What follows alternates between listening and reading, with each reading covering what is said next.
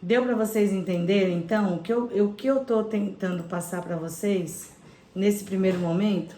A base de um cuidador que precisa ter equilíbrio emocional, empatia, amor, paciência, capacidade de compreender as alterações sofridas no organismo, e isso vocês só vão compreender durante o curso, e também não levar nada para o pessoal. Precisa ser pessoas maduras para entender e compreender que se tratam de pessoas, infelizmente, que precisam de ajuda, tá? Vocês estão vendo a mesma tela que eu? Cuidado? Sim. Fechou. Sim. Maravilha. Cuidar. Cuidar é um exercício constante de amor, de compaixão, sem o qual nos tornamos meros executores de normas pré-estabelecidas. Então, quem não tem o dom de cuidar, ele vai somente executar um protocolo, vai somente executar normas. Igual na empresa, na LLT, a gente tem os protocolos que a gente deixa dentro da pasta. Então, tem protocolos para fazer atividade lúdicas, tem protocolo para fazer aspiração traqueal, tem protocolo para mudança de decúbito, tem protocolo para cuidados com o paciente acamado. Se você não tiver o ato, o dom de cuidar, você vai somente cumprir protocolo. Vai ser aquela coisa mecânica. Então, para cuidar, tem que ter o dom, tem que ter o amor, tem que ter o jeito, né?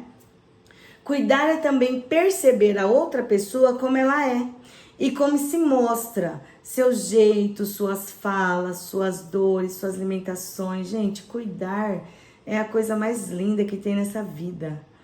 Então, cuidar não é você ver a outra pessoa como um peso, não é você ver a outra pessoa como um karma, como alguém que tá já enchendo o saco, que não vê a hora da outra pessoa morrer. Não, cuidar é você ter compaixão daquela pessoa e perceber ela o jeito que ela é. Ela não é igual a você, ela não é igual a outra pessoa, ela é ela mesma. O seu jeito, seus gestos, suas falas, suas dores não são iguais às das outras pessoas e as suas limitações também. Esse cuidado deve ir além dos cuidados do corpo físico, pois além do sofrimento físico decorrente de uma doença ou limitação, há de se levar em conta as questões emocionais, a história de vida, os sentimentos, as emoções da pessoa a ser cuidada. Então, o que quer dizer aqui nesse parágrafo, né?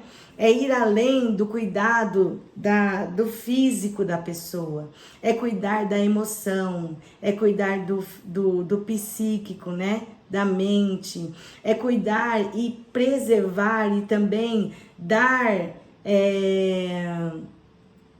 dar valor à história daquela pessoa. Tem muita gente que chama idoso de bebê, de criança. Idoso não é criança nunca e nem deve ser considerado dessa forma, porque ele tem uma história, ele criou e constituiu famílias ou não, ele contribuiu para a sociedade. Ele trabalhou, ele foi um profissional, nem que fosse dona de casa somente, né? Ele tem uma história, ele tem sentimentos, ele tem emoções, e isso tem que ser cuidado também. E nós cuidamos disso, da pessoa a ser cuidada. A gente falou agora, nós falamos do cuidado com a outra pessoa. E agora nós vamos falar do cuidado com a gente, que é muito importante. Antes de nós cuidarmos de alguém, nós precisamos cuidar de nós mesmos. Nós precisamos olhar para dentro de nós e ver as nossas limitações. Ver se eu estou pronta para cuidar de outra pessoa. Olha só, eu tenho uma amiga que eu considero como filha. Bem mais nova que eu. E ela passou por uns problemas psiquiátricos. Ela tentava suicídio.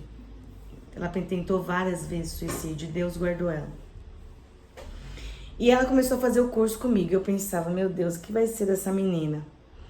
Não tem um equilíbrio emocional, não tem um equilíbrio mental para cuidar de outra pessoa e para ver tanto sofrimento, porque muitas vezes a gente vê. E eu fiquei preocupada com ela. Acabou o curso, ela foi trabalhar comigo. Eu dei uma oportunidade para ela. Ela se saiu uma das melhores cuidadoras que eu tive. Hoje ela trabalha registrada em uma casa de repouso bem conceituada.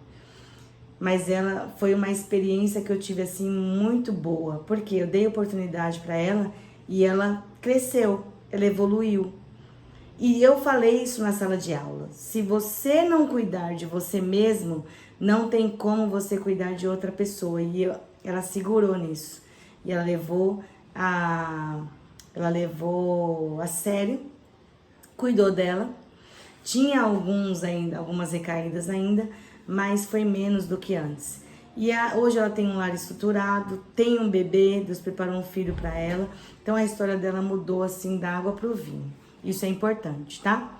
O autocuidado, o que significa? Autocuidado, olhar para si mesmo, cuidar de você mesmo, as suas atitudes, seus comportamentos. As pessoas as pessoas têm seu próprio benefício, se olhar no espelho, se amar, se abraçar, se cuidar.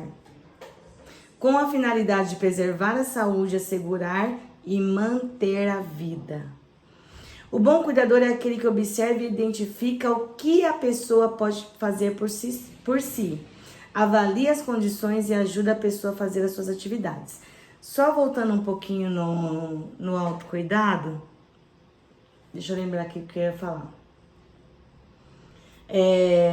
Não tem como você ser um cuidador e chegar chorando na casa do paciente. Se você se cuida, você vai saber entrar e sair como um profissional, não misturando as coisas. Não vai ficar se queixando da vida para o paciente. Não vai falar que você não tem dinheiro para trabalhar. Você não vai falar para o paciente que a sua filha tentou alguma coisa, tentou o suicídio, que a tua filha está passando por problemas difíceis. Você não vai se queixar para o paciente porque o sofrimento dele vai somar ao seu. E aí ele vai sofrer duplicadamente. Por ele e com dó de você também. Cuidar de si mesmo é você não ficar se queixando para outras pessoas que necessitam de cuidado, tá? Você pode sim se queixar para um amigo, para um parente, para o esposo, para o filho, chorar no ombro. A gente pode chorar, a gente pode se queixar, mas não para a pessoa que você está cuidando. Então, um bom cuidador, ele observa e identifica o que a pessoa pode fazer por si e avalia as condições e ajuda a pessoa a fazer suas atividades. Então, cuidar não é você fazer pelo outro o que ele pode fazer. Um exemplo, é uma idosa que ela anda, conversa e você não deixa ela sair do sofá. Leva comida e dá na mão dela, leva água, dá na mão dela, não deixa ela ser autônoma, não deixa ela fazer nada. Isso não é cuidar da pessoa. Cuidar de uma pessoa é você observar e identificar o que ela pode fazer por ela e o que eu posso fazer por ela. O que eu posso fazer para ela não ficar confinada no sofá? O que eu posso fazer para ela ter uma autoestima, para ela cuidar dela? Eu posso ajudar ela a fazer isso. E o cuidador, um bom cuidador, ele presta atenção nisso também. A gente vai discorrer mais sobre esse ato também. Quem é o cuidador? O cuidador é um ser de qualidades especiais, expressas pelo forte traço de amor à humanidade, de solidariedade e de adoção. O cuidador pode ser alguém da família, pode ser um vizinho, pode ser alguém da comunidade, que presta cuidados a outra pessoa de qualquer idade. Pode também ser uma pessoa que é remunerada por isso ou uma pessoa que faz por amor somente. Que esteja necessitando de cuidados por estar acamada ou com limitações físicas ou mentais, remunerado ou não. Vocês têm um CBO. E o que é um CBO? CBO é uma classificação brasileira de ocupação. Vocês não têm um registro com sindicato, uma classe considerada assim, como que eu posso dizer? Vocês não têm uma classe responsável por vocês, entre aspas, mas vocês têm uma classificação brasileira. E essa classificação, ela tem um código, e vocês vão anotar isso aí, tá bom? É o código 5162, que define o cuidador como alguém que cuida a partir dos objetivos estabelecidos por instituições que seriam casas de repouso ou responsáveis diretos, que é vocês trabalharem como autônomos, zelando pelo bem-estar, saúde, alimentação, higiene pessoal, educação, cultura, recreação e lazer da pessoa assistida. Eu quero que vocês copiem esse slide aqui, tá?